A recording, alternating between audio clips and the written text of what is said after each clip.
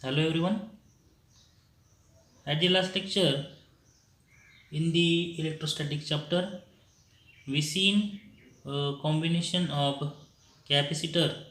That is, first one is series combination of capacitor, and another one is parallel combination of capacitor, in which we determine the effective capacitance when the two or more than two capacitors are connect in series and connect in parallel manner.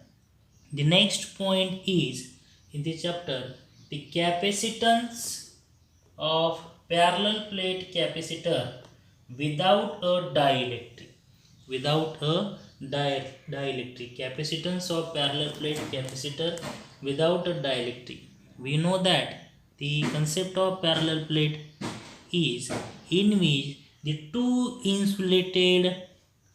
conducting plate are kept parallel to each other. Here in this diagram, these two conducting plates are takes parallel to each other, in which the first plate is insulated with the positive charge and the another plate is insulated with the negative charge, and the another face of second plate is connected to the earth.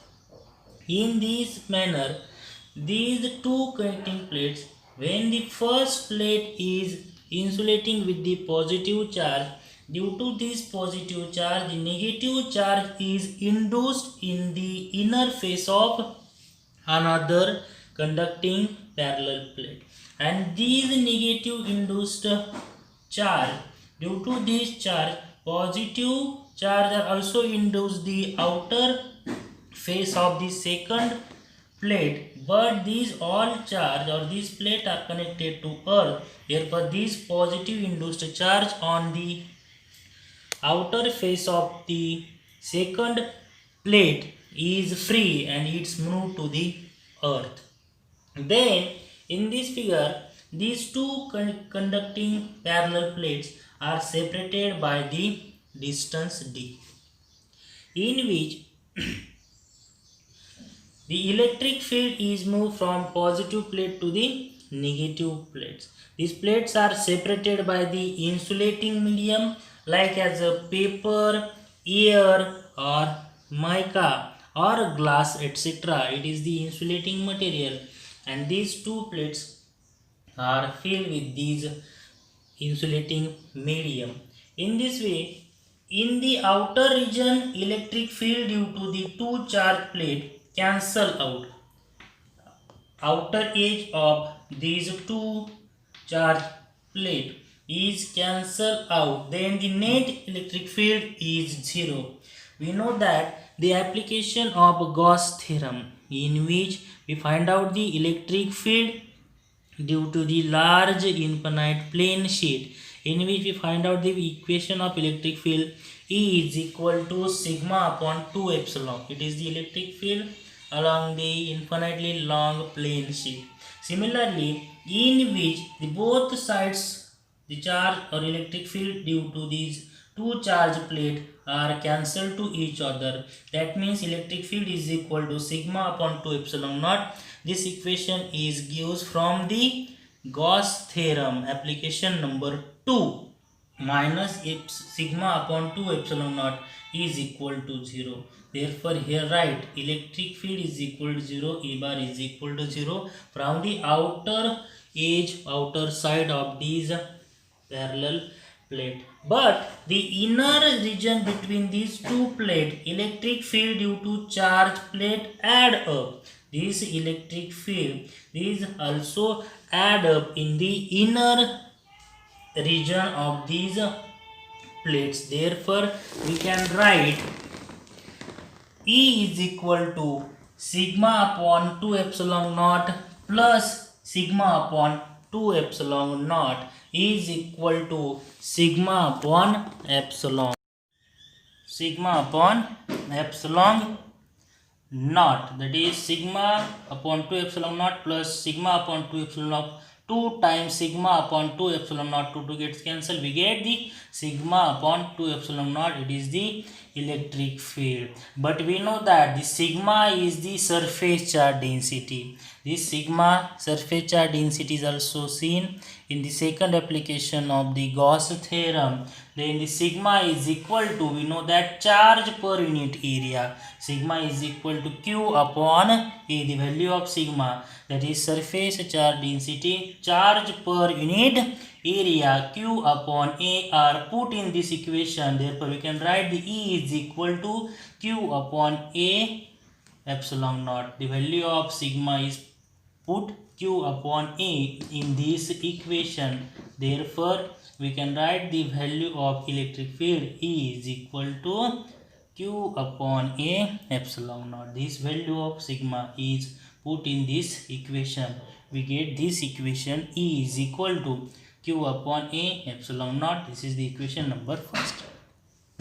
Let V is the potential difference between these plates. V is the potential difference between these two plates, and this potential is between the difference or separation between these two plates is small d.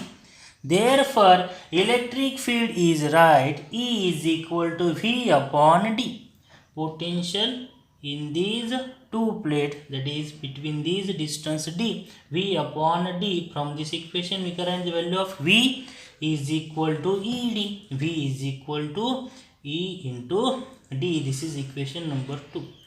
We know that the value of E is equal to Q upon A epsilon naught, and here we get the value of V is equal to E into D. This value of E, that is equation number first, are put in this equation. V is equal to ED, that is E is equal to Q upon A epsilon naught.